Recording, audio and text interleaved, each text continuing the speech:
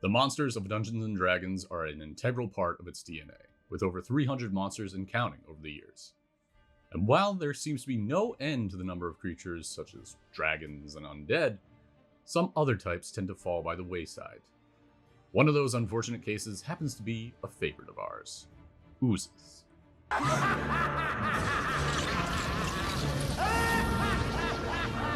Hello one and all, I'm Andrew. And I'm Andrew. Artsmith and wordsmith of the Mythical Chemists, where we make homebrew items, monsters, and more for your D&D 5th edition campaigns. Oozes have become a staple within fantasy media. You can fight them, form a ranch of them, even reincarnate as one. These little blobs are in everything, and have been present in Dungeons & Dragons since the beginning. It's impressive that one of the most iconic creatures in this game is essentially a big cube of jello that eats people. But other than a few exceptions like the Oblex and the Blob of Annihilation, that's kind of where the variety ends. Due to being one of WotC's more forgotten children, the list of Oozes remains criminally short in 5e, even after updates to the 2024 Monster Manual. And we think that's a real shame, because there's lots of untapped potential in these jiggly little guys. At the most basic level, all you really need to do to change an Ooze's nature is to change the material that it's composed of. With that in mind, we started to rack our brains for some of the weirder materials in existence, before finally settling on something that feels like it belongs in science fiction. Today, we present to you...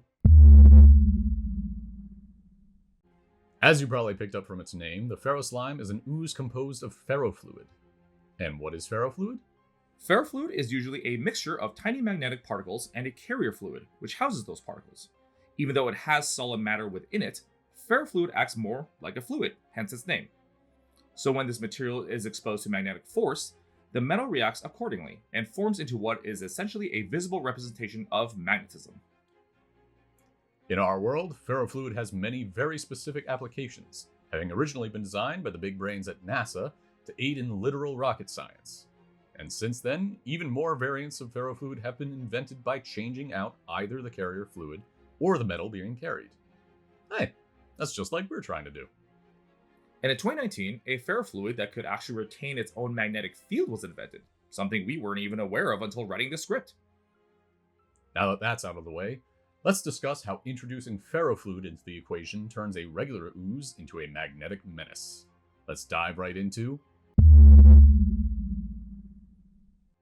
The Ferroslime has most of the traits associated with oozes. It is amorphous, and it engulfs any creatures that share a space with it. But past that, the ooze begins to differentiate itself from its cousins by way of its defensive and offensive measures. We'll start this section with the Ferroslime's most obvious trait: immunity to all physical damage dealt by metallic weapons. Being a magnetic ball composed almost entirely of metal, it feels appropriate to make the Ferroslime immune to all metal. Whether it's because the metal just passes through the magnetic field or the metal itself is repelled, the Ferroslime by nature is capable of shrugging off any such attacks. However, just like ferrofluid in real life, the ooze's magnetism weakens when exposed to extreme enough temperatures, which temporarily disables this immunity. So even though the party may get caught off guard by the ooze's toughness, a little coordination and planning is all that's needed to punch through it. And speaking of punching through, that's one of the ooze's primary forms of attack, as it sends piercing spikes of itself outward in a 10-foot radius. Aside from the regular pseudopod attack that most oozes have, this is the primary damaging tactic of the ooze, as it also makes creatures it hits vulnerable to its signature ability, magnetic pull. When the ooze uses its magnetic pull, each creature within 30 feet of it that is wearing or holding metal must make a strength saving throw or be pulled towards the ooze. As an added bonus, creatures who have failed against its piercing burst are also subject to this effect, as particles of metal are embedded in their bodies. So now your players have to make a choice. Is that +1 great sword worth getting sucked into the Ferroslime's oozing mass? Or can they make do without it for a turn?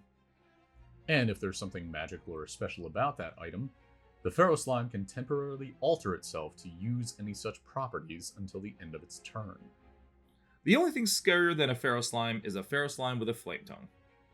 The slime can also take on the traits of special metals it contains, becoming immune to critical hits if it absorbs some adamantine, or becoming light enough to double its speed if it eats some mithril. But if there's no magic to be seen, you better get a hold of your belongings quick, before they get fully disintegrated and absorbed into the ooze. A player could always let go of any metal they're holding to avoid these issues, but if there's something plot relevant in their grasp, things might get difficult the longer the battle drags on. And speaking of plot relevance, how about we discuss some? Throwing a metallic MacGuffin into your adventure is one way to keep the battle tense. Especially so since the Ferroslime has a nose for any metal within 1,000 feet of it, figuratively, making it basically impossible to avoid the Ooze's detection while holding onto any metallic valuables. Blending science with magic, it's easy to imagine dropping the Ferroslime into the middle of a trek through an ancient laboratory, or as a surprise encounter in a testing facility for magical creations. Maybe the Ooze is but a small piece of a larger creature, and each speck that drops off can grow in size and power as they absorb more and more material until they are a real, tangible threat to the local population.